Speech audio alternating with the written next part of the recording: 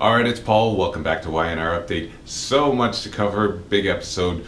We all knew something big was coming, and this was a bit of a payoff, but not all of it. Still a bunch of mystery going on. First thing we see is Sharon, and she tells Dylan that she thinks someone's outside of her place. She calls him up, and Dylan rushes over. Eventually we see it's only Paul, and Paul shows up, and he's sort of sly. He says he's looking for Noah. Noah's not there, and she's about to usher him out. He pulls the old Columbo, if you remember that old detective series, and he says, do you mind if I have a cup of coffee? And as he sits there and talks to her, he starts trying to pull stuff out of her. Now she's got no attorney. Obviously Paul's doing this on the slide, but he gets nothing out of her because Dylan shows up and gives her an alibi.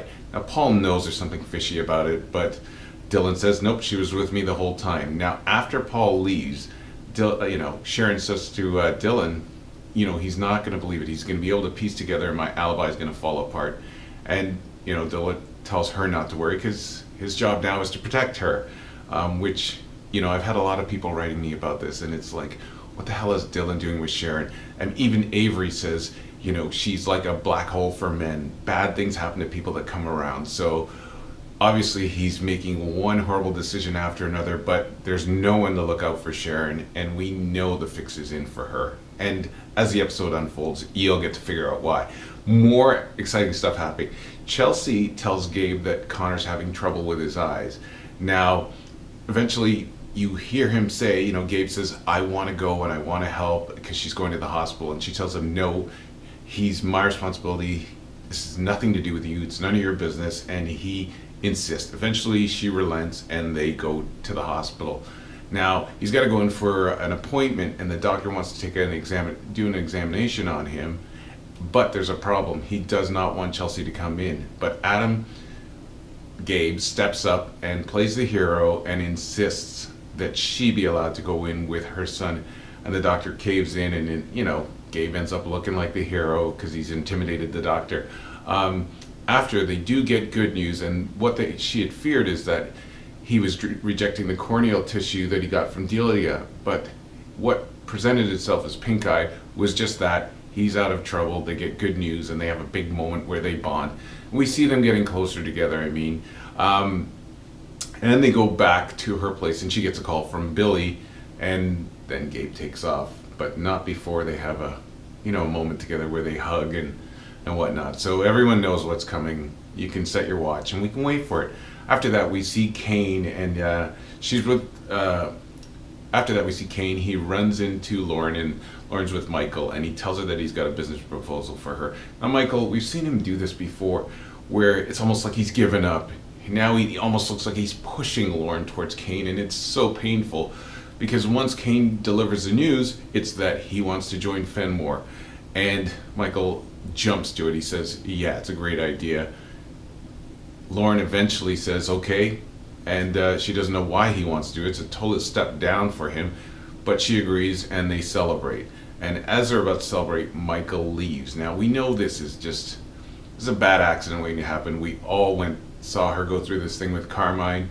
Everyone's hoping it's not a repeat of this. I don't think they're going to go that far, but I think it's going to force Michael to tell us what he's been holding back. And the other thing that is obviously troublesome about this, but in a good way, is that Kane is going to Fenmore, and him sliding out of Chancellor is a ploy, and he's going to use that as a way to get the top position. It's like his father Colin said, I know him, he's not going to give up. So he's using the other tactic, the road less traveled. So that's going to be interesting as it plays out. We also see at the gala, we see Jack and Ashley, and they are dancing with Victor, only it's not the cha-cha and it ain't the two-step. They're doing the same dance they do back and forth, with Victor making insinuations, also saying that they should work together. They don't believe him. When Victor gets a chance to get Ashley alone, he pulls the old switcheroo on her and basically starts baiting her and saying she's not really an Abbott, and this is going to be a factor. He's using it against her. He's trying to, saying that Kyle's going to be named the successor and the CEO. And obviously, Kyle wants nothing to do with this, and he's not in the position in terms of experience, but Victor's doing everything he can to undermine Jack and Ashley because it's going to make that wedge for when he makes a play for Newman. So we've seen this before. We know what's going on with this. We also see Jack getting a bunch of calls. He's got 3 calls from the time this show starts to close to the end, and they're all hang-ups. Eventually we see Victor sort of wander off, grab his cell phone, he calls up the person, and he warns them to stop calling Jack. Now, is there anybody out there, any of you that don't know who this is? It's Kelly. We all know that. She's not dead.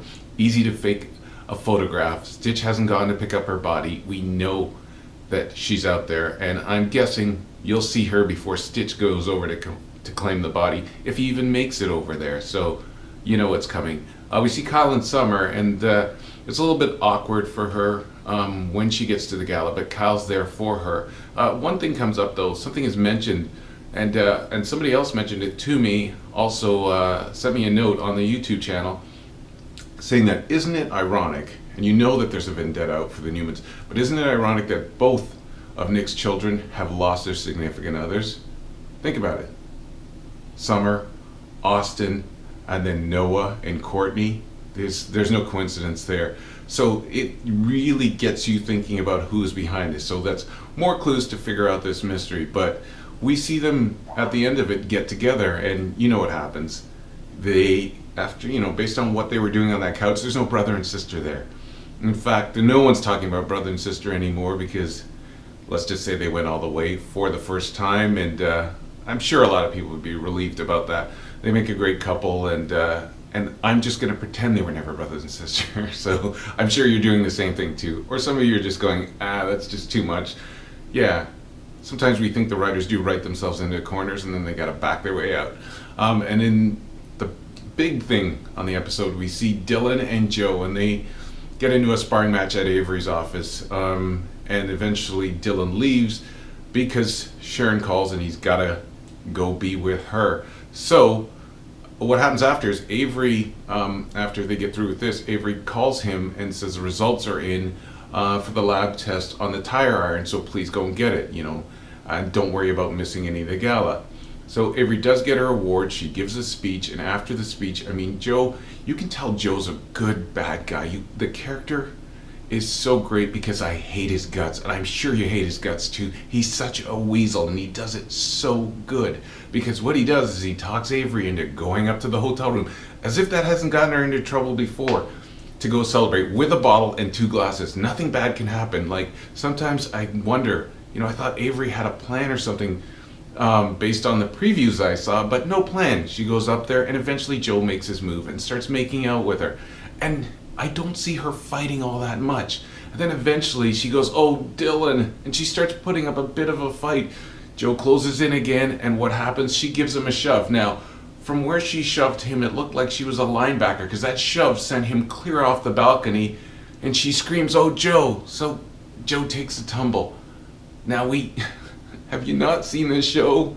I see it coming. Joe in the hospital. Maybe his legs can't work. Who does he need around him? He needs Avery. They get closer together. People said to me, is Joe dead? There's no way Joe's dead. And he plays into another scenario, which I've talked about too, which is the revenge factor, because I think he's Matt Clark's brother. So let's watch and see what Joe's up to. But the last thing we do find out is that the results are in. And Sharon called it. It's a setup, because the prints on there, well, the blood is Austin's and the prints are Sharon's. And I wonder why Victor was carrying around prints that had them made into a mold. So you see what's going on here, and that's where we end things off. But what an exciting week. I love all the feedback I'm getting. We just hit 8,000 hit 8,000 views on the YouTube channel, and that's amazing. Please keep sharing, keep subscribing, keep spreading the word. This is a lot of fun, and it's getting a lot better. It's Y&R Update. I'm Paul. I hope you have a great weekend.